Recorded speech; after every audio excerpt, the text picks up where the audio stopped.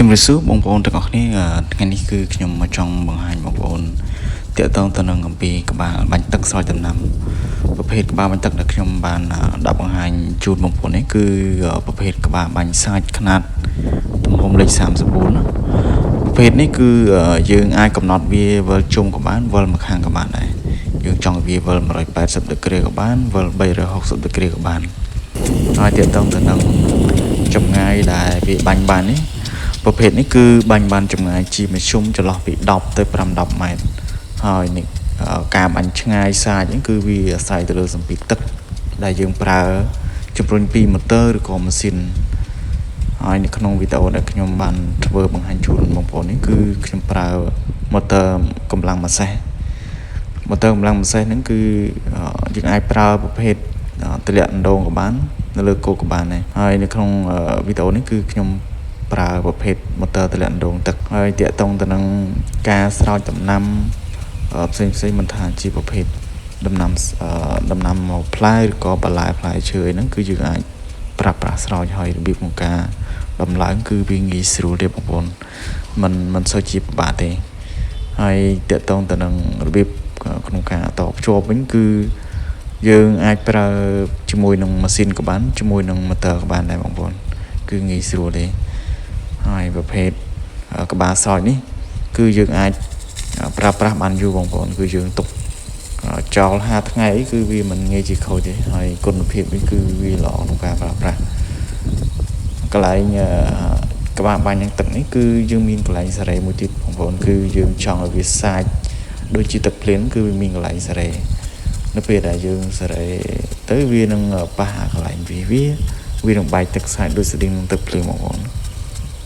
ហើយបងប្អូនបើសិនជាចង់ត្រូវការតាក់ទងនឹងសួរព័ត៌មានឬក៏បងប្អូនចង់សាកល្បងក្នុងការប្រើប្រាស់ក្បាលបាញ់ទឹកនេះបងប្អូនអាចតាក់ទងតាមរយៈលេខទូរស័ព្ទដែលខ្ញុំបានបង្ហាញឬក៏បងប្អូនអាចឆាតមកសួរនៅក្នុង page ក៏បានដែរបងប្អូនដើម្បីចង់ដឹងពីព័ត៌មានតាក់ទងទៅនឹងរបៀបក្នុងការប្រើប្រាស់ក៏ដូចជាឧបករណ៍ប្រើប្រាស់ក្បាលបាញ់ទឹកផ្សេងទៀតហើយភេទក្បាលបាញ់ទឹកខ្ញុំមានលក់ຂະຫນាតផ្សេងទៀតហើយប្រភេទក្នុងវីដេអូនេះគឺខ្ញុំបានលើកយកຂະຫນាតលេខ34នៅក្នុងដំណាំដែលខ្ញុំបានបង្ហាញនេះគឺខ្ញុំដាក់ស្រោចប្រភេទដំណាំស្ពៃបងប្អូនអញ្ចឹងសម្រាប់ដំណាំស្ពៃប្រភេទយើងប្រភេទដំណាំស្លឹកអីក៏យើងអាចប្រើបានដែរវាមានកន្លែងស្រែអញ្ចឹងបើប្រភេទដំណាំបែបនេះវាអត់ប៉ះពាល់ដល់អីទេហើយដូចតែបងប្អូនមិនឃើញគឺពេលដែលបាញ់ទៅប៉ះខ្យល់ទៅវាអាចសាច់ទៅវាដូចជាទឹកភ្លៀងអញ្ចឹងវាមិនជាប៉ះពាល់ដល់ភេទដំណាំទេ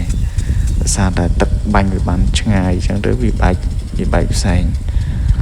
ស្ពីតទឹកបើយើងប្រើជាមួយនឹងចំពោះម៉ូទ័រដែលមានកម្លាំងសេះខ្លាំងអាហ្នឹងវាអាចបានឆ្ងាយទៅតាមបងប្អូនចឹងបើសិនជាបងប្អូនមានដំណាំមានបន្លែផ្សេងអីពិបាកក្នុងការប្រើប្រាស់ឬក៏ពិបាកក្នុងការកាន់ស្រោចអីបងប្អូនអាចសាកល្បងប្រើនៅភេទក្បាលស្រោចនេះគឺវាងាយស្រួលយើងគ្រាន់តែមានជើងតម្របែបអញ្ចឹងឬក៏យើងដំបខួរទៅហើយទុកចោលវានៅកដាលទៅវាវិលទៅខ្លួនឯងហើយគឺมันពិបាកក្នុងការយើងកាន់ស្រោចទេហើយប្រភេទហ្នឹងគឺបើសិនជាសម្ពាធទឹកយើងបាញ់បានចង្ងាយខ្ទង់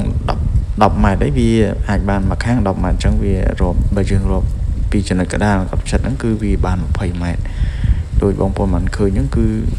ក្បាលប្រភេទហ្នឹងគឺសាច់បានឆ្ងាយគួរសមអញ្ចឹងមកបរិវេណជុំវិញហ្នឹងគឺវាស្រោចជោគជាំអញ្ចឹងបើសិនជាបងប្អូនមានចំណាប់អារម្មណ៍បងប្អូនអាចទាក់ទងបានហើយដំណាំយើងនេះគឺយើងដាំជាលក្ខណៈគ្រួសារឬក៏លក្ខណៈធំគឺយើងអាចបានដែរហើយយើងស្រោចតាមផ្លែទេបងប្អូនគឺជោគលឿនដែរដោយសារតែទឹកវាសាច់ល្អអញ្ចឹងអរគុណច្រើនបងប្អូនវីដេអូខ្ញុំមានប៉ុណ្ណឹងអរគុណច្រើនបង